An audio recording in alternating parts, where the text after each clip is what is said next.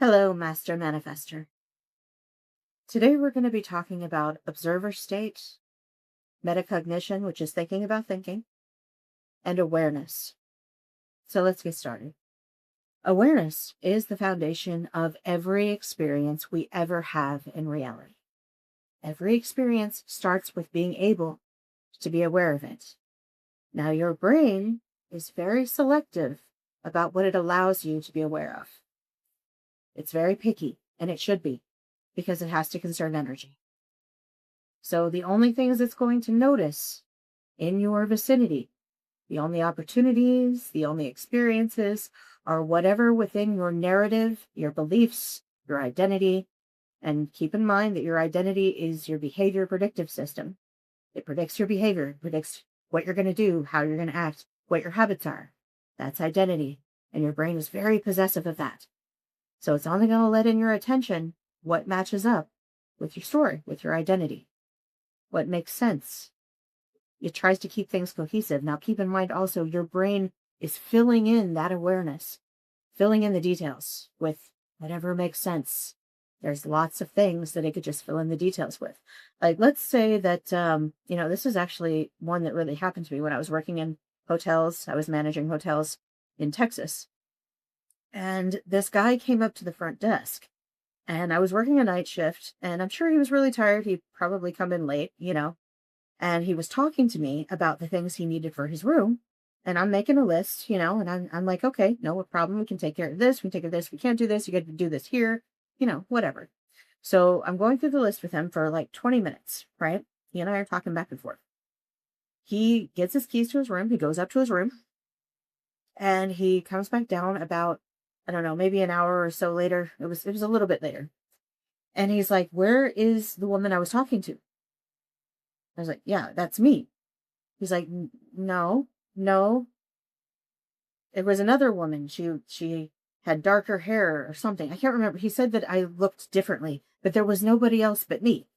So, in his memory, he only noticed certain details because possibly a state of stress will definitely shrink your attention. It will give you tunnel vision. And for those of you who deal with purges, tomorrow I'm going to be posting a video about survival systems and why these things happen, why these things come into your attention, because attention is a double-edged sword. It really is. It's, you can have a lot of awareness and a lot of self-awareness, and it can cause high anxiety because you don't have a lot of self-acceptance. You see? So you can have lots of things in your awareness that are not pleasant, that are not aligned with the reality you want to manifest, the experiences you want to manifest. But your attention can be very high. Your awareness can be very high on not the good things. So you don't want just awareness, you want cultivated awareness. And this is the practice. And at the end of this video, stick around, because after we're done talking, I'm going to tell you one of the most powerful methods I've ever developed out of the funniest, the weirdest sort of source that I could imagine. But when I started practicing it and started experimenting with it, it is one of the most powerful things to manifest that I've ever even tried. And when it comes to identity shifts, trust me. So stick around to the end and I'm going to tell you what it is. But first, let's talk about metacognition. Okay. This is your observer state in the brain. Metacognition, talking about neuroscience, psychology, right? This is being aware of your internal processes, what's happening to you inside, what your experience is. This is metacognition. This is understanding your internal state. Okay? So when you become aware of something, you go through a process of interpretation. Once it gets through the filter of your awareness that something is there, it goes through a process of, this is good for me, this is bad for me, this is going to help me alleviate pain, this is going to help me, succeed in getting my desires. These interpretations begin and stories start. And the funny thing is, your brain is like a quantum interference. So the highest probability wins. It's almost like the system just emerges with these ideas and these thoughts, but they come from a basis of your internal program, right? So when you're aware, when you're metacognitive, you're developing knowledge of how you think. This is that meta-awareness that you want. How to being able to live action, pay attention to your thoughts is a rare skill. If you're already very good at it, congratulations. Kudos to you. It is seriously difficult, a skill to master. But even just a little bit is a lot, because it gives you more opportunities to open up the experiences that you want. And you want those experiences, so you have to get your brain and your nervous system and your body and everything in line to say, yes, we're going to pay attention to those experiences, and it is safe to do so. That is the most important part. If you want to focus on awareness, focus on cultivated awareness for your manifestation, because you can't be aware of everything. Just building and building and building awareness is probably going to cause anxiety, and I would know. I love anxiety. We're old friends, but I still would like to keep it a minimal if I can. So, just understand that things will come up that you didn't know were there, and sometimes it's not going to be comfortable. And when that happens, you just basically need to be in a space of looking at it without trying to change anything. This is how you sit with emotion. This is how you sit with ideas. Look at it, let it be where it is, and then decide, is this something I choose? Because belief is, your reality. It's whatever your brain decides reality is. Whatever your story becomes is what you keep reinforcing.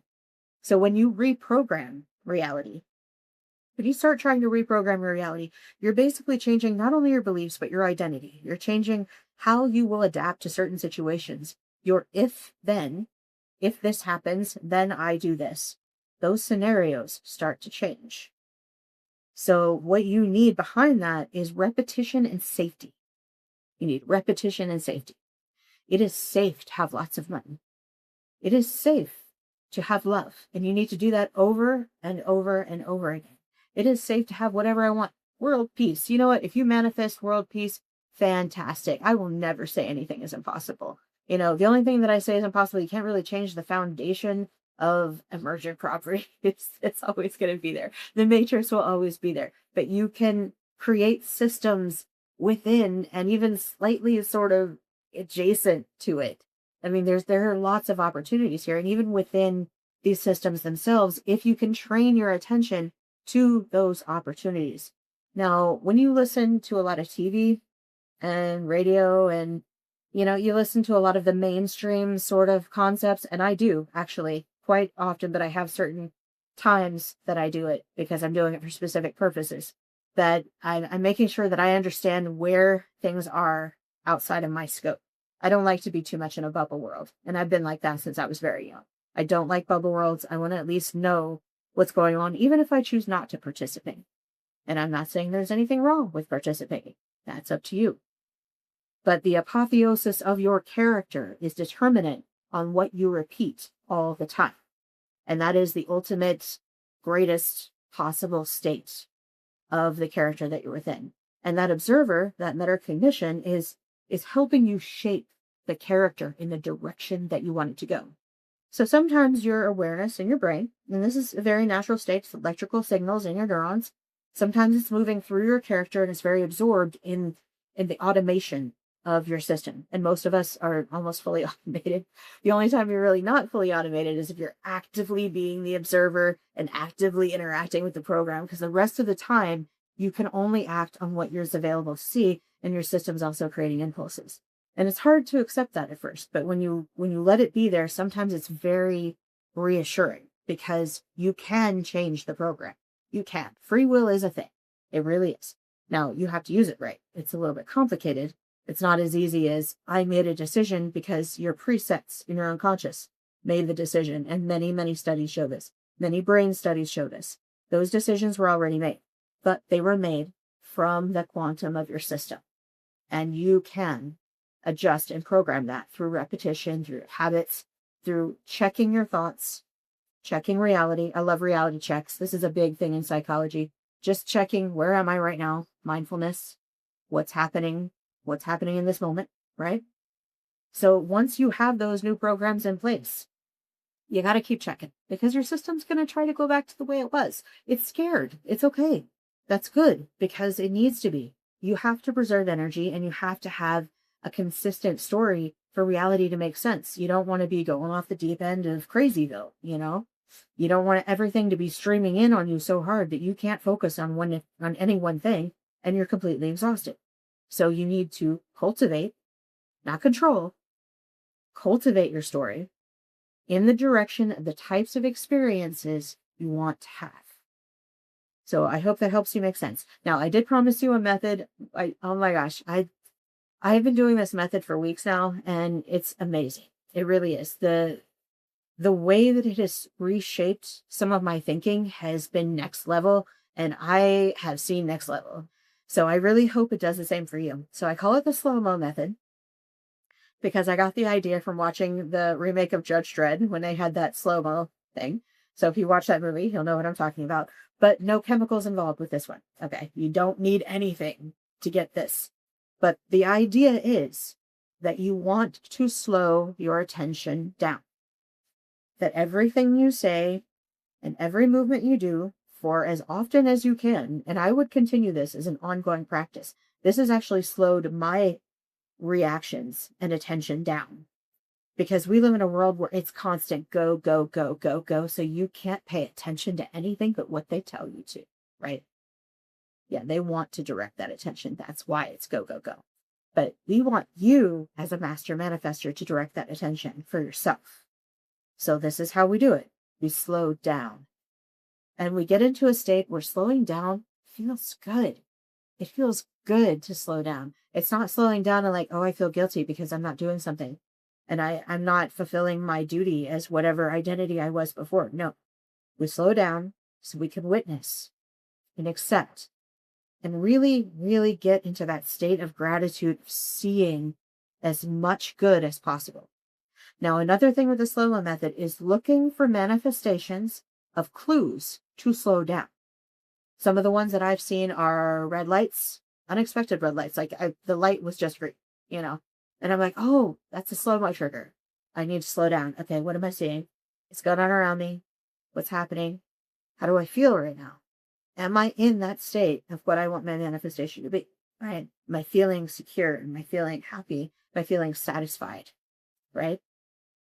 So here's another one. Somebody taking a long time getting an order to you, right?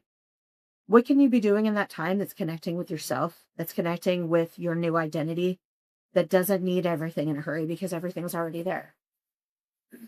What can you be doing at that time? Okay. And it's really important to try to dig in. And even when you want to feel irritated, because that's the normal matrix state, to feel irritated by things not going fast enough. Like we have a scarcity of time, right? Yeah. So when you feel that feeling, don't let it be a bad thing. That is natural. It was built into the system. You cannot escape it, but you can transform it. You can own it. You can take hold of it and redirect it. And that's what you want to do. Look, there's my irritation. Okay, let's just look at the irritation for a minute. Stuck at a red light. Somebody's beeping behind me. It's annoying, right? But it doesn't have to be. Who cares if they're beeping? Who cares? The light will eventually turn green. I have all the time in the world. And here's a moment for me to be with me, support me, to support the new way of feeling, the new way of being, the new state. And this is a lot of 222 energy in that it's not like the straight up harmony and connection. It's like the chaos, the agent of chaos before the harmony and the connection come forth. It's like, here's the chaos, hold, here's the harmony. And then all of a sudden everything just sort of works out. At least as far as I've ever experienced. Like if you just let the moment be there, it's like everything just unlocks. It's like something that was pulled tight, just unclenching. So let me know in the comments if you notice that. And, a lot of the time we'll get triggered by our survival systems, and that's totally okay. We get triggered by our survival systems. That's why I'm going to be talking about that tomorrow. So check out the next video about how to deal with your survival systems when you're trying to manifest something and your nervous system is just like freaking out. Like, no, we can't be doing this. It's okay. It's okay. I'm going to tell you how to do that. Check it out in the next video. And if you want more manifestation tips, more methods like the slow-mo method, sign up for the newsletter below. And I'm going to be posting these videos every day for a while. I'm like, it's so stuffy right now from pollen. I don't care. I'm just, this is my video diary and we're going to get this done. And I'm so pleased to share this with you. So I really hope it helps you out. Hope it helps you out. Yeah, I'm really stuffy. There's a lot of pollen today. So thank you very much for watching.